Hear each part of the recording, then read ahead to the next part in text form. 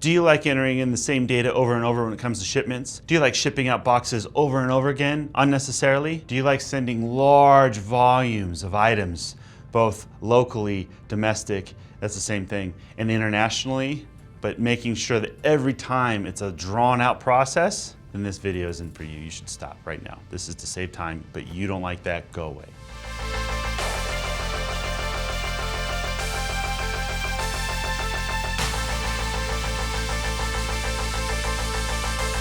So let's talk about how to save time on your shipping with some just easy, straightforward ideas. First off, if you happen to ship a lot internationally, then make sure that you are setting your customs information for those particular customers or for a certain set of customers that you have quickly saved so you can just copy paste or apply to a template and send it on out.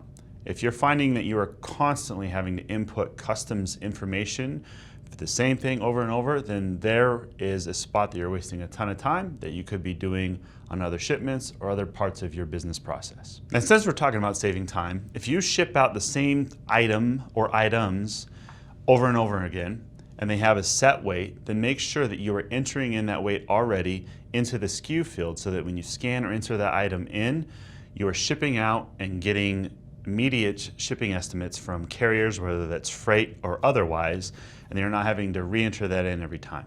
As much information as you can set into that SKU to immediately put into your shipping information, you're going to save time every time. Another thing to consider is auto reorder points. If you are using an inventory software,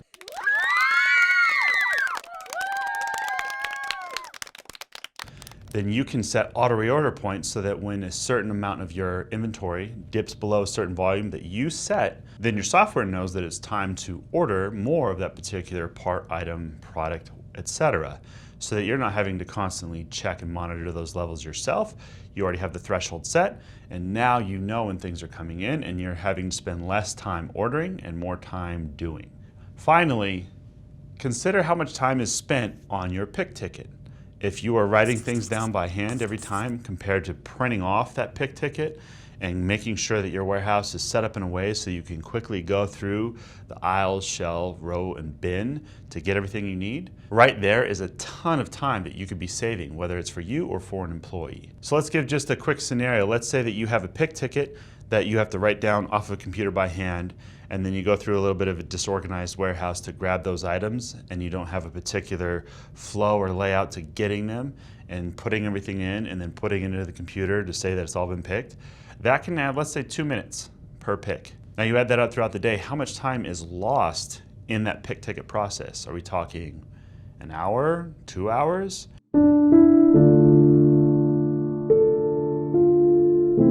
Figure out how many shipments you're doing in a day, and that right there can give you a general estimate of how much time you could save in your whole pick ticket process. So remember, if you can save time on shipping, that means you can get more shipping done in your day, meaning you can get more orders out, you can get more happy customers, which means you can probably grow your business. And I think that's what we're trying to do, right? Is be successful at business.